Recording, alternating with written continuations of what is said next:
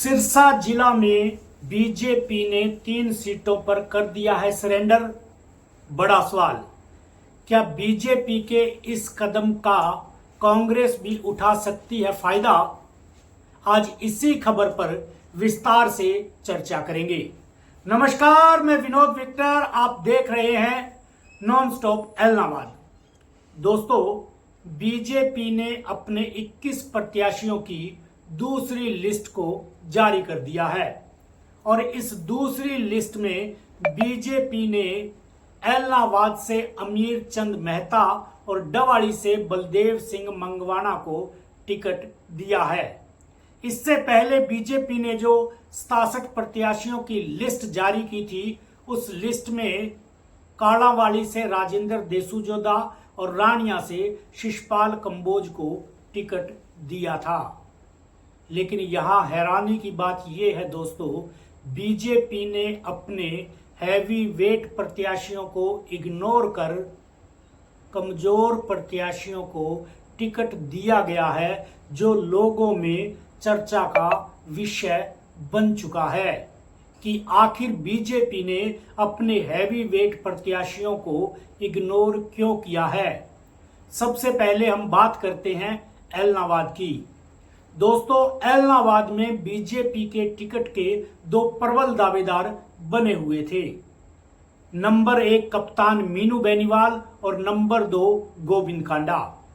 गोविंद कांडा के बारे में आपको बता दूं, गोविंद कांडा ने अभय सिंह चौटाला के सामने एलनाबाद में बीजेपी की टिकट पर उपचुनाव लड़ा था और उपचुनाव में गोविंद कांडा ने अभय सिंह चौटाला को अच्छी खासी टक्कर दी थी और करीब 60,000 वोट उन्होंने एलनाबाद से लिए थे।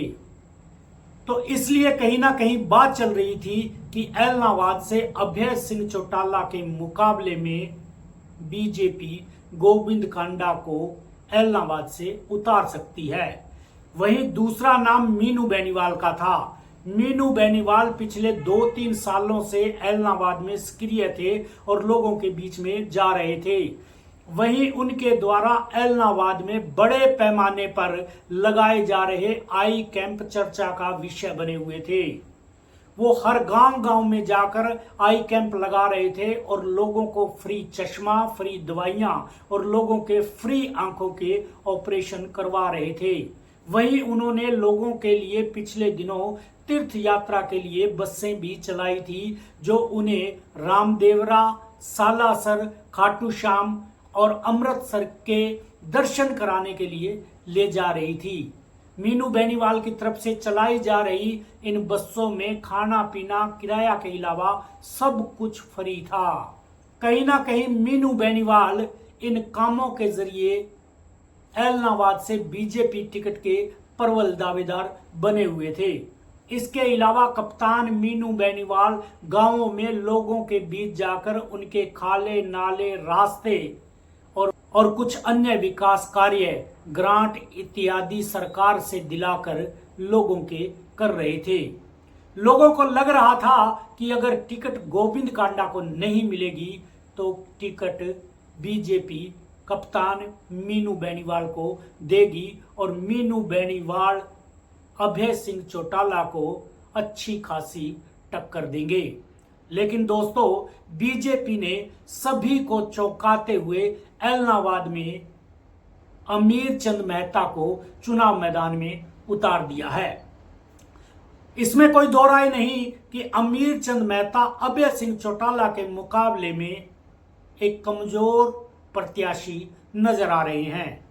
वहीं बात करें रानिया क्षेत्र की, रानिया क्षेत्र में भी 2 नाम चल रहे थे, एक चौधरी रणजीत सिंह का और दूसरा गोविंद कांडा का। गोविंद कांडा पहले भी रानिया से चुनाव लड़ चुके हैं और वो आजाद प्रत्याशी रणजीत सिंह को कड़ी टक्कर दे चुके हैं। वहीं रणजीत सिंह का चौटाला परिवार का सदस्य होने के कारण कहीं ना कहीं रणजीत सिंह का भी नाम चल रहा था कि रणजीत सिंह इनेलो को कड़ी टक्कर दे सकते हैं और चौधरी देवीलाल के जो वोट बैंक है, जो इनेलो का वोट बैंक है, कहीं ना कहीं उसमें सेंध लगा सकते हैं। लेकिन बीजेपी ने रानिया से भी न तो रणजीत सिंह को टिकट दिया न ही गोविंद कांडा को टिकट दिया है। रानिया विधानसभा क्षेत्र से शिशपाल कंबोज को टिकट दिया है, जो अर्जुन चौटाला के मुकाबले में एक कमजोर कैंडिडेट समझे जा रहे हैं। अगर बात करें डवाली की, तो डवाली में भी बीजेपी द्वारा जो बलदेव मंगवाना के रूप में कैंडिडेट उतारा गया है, वो बीजेपी के आदित्य चौटाला के मुकाबले में कमजोर कैंडिडेट नजर आ रहा है। इससे तो अच्छा था कि पहली लिस्ट में बीजेपी आदित्य चौटाला का नाम घोषित करती और आदित्य चौटाला के रूप में बीजेपी को सशक्त कैंडिडेट मिलता, क्योंकि आदित्य चौटाला ने 2019 के चुनाव में अच्छे खासे वोट बटोरे थे और अमित शाह को कड़ी टक्कर दी थी। दोस्तों, सिरसा जिला में इनेलो के राजनीतिक प्रतिद्वंदी पार्टियों की हमेशा से कोशिश रही है या तो चौधरी देवीलाल परिवार के ही लोगों को इनेलो के समक्ष उतारा जाए, जैसे अक्सर रानिया से कांग्रेस करती आई है। हमेशा से कांग्रेस रानिया में रणजीत चौटाला को ही प्रत्याशी बनाती रही है। वहीं 2014 में और 2019 में बात करें तो एलनाबाद विधानसभा क्षेत्र से इनेलो के कट्टर समर्थक पवन बेनीवाल बीजेपी में शामिल हुए थे और बीजेपी ने 2014 और 2019 में पवन बेनीवाल को टिकट दिया था और पवन बेनीवाल ने भी अभय सिंह चौटाला को काफी कड़ी टक्कर दी थी और कहीं ना कहीं 2019 व 2014 के चुनावों में अभय सिंह चौटाला को एलनाबाद में ही उन्होंने पूरे चुनाव के दौरान उलझाए रखा। वही बात करें हम डवाली की, तो डवाली में भी आदित्य चौटाला ने 2019 के चुनावों में अमित शाह को अच्छी खासी टक्कर दी थी। हालांकि 2019 के चुनावों में जेजेपी व इनेलो डवाली से कुछ खास नहीं कर पाई थी। ताजा हालात में दोस्तों ऐसा लग रहा है बीजेपी ने रानिया, एलनाबाद और डवाली में इनेलो के कद्दावर हैवी वेट कैंडिडेट के सामने काफी कमजोर कैंडिडेट उतार दिए हैं, जो लोगों में बड़े पैमाने पर चर्चा का विषय बने हुए हैं। हालांकि बीजेपी ने ये कैंडिडेट शायद किसी खास रणनीति को ध्यान में रखकर उतारे हैं, मगर लोगों को कहीं ना कहीं ऐसा लग रहा है कि ये बीजेपी का जो दाव है ये बीजेपी पर उल्टा भी पड़ सकता है। इस समय पूरे हरियाणा में कांग्रेस की अच्छी खासी हवा बनी हुई है और पिछले लोकसभा चुनावों में शैलजा भी सिरसा जिला से काफी अच्छे समर्थन से विजयी हुई थी और कहीं ना कहीं शैलजा की जो विजय का असर था वो अब तक भी सिरसा जिला में देखने को मिल रहा है। कहीं ऐसा ना हो बीजेपी का ये दाव उन पर ही उल्टा पड़ जाए और बीजेपी का वोट जो है वो कहीं ना कहीं कांग्रेस के प्रत्याशियों की तरफ आकर्षित होकर उनकी तरफ न खिसक जाए।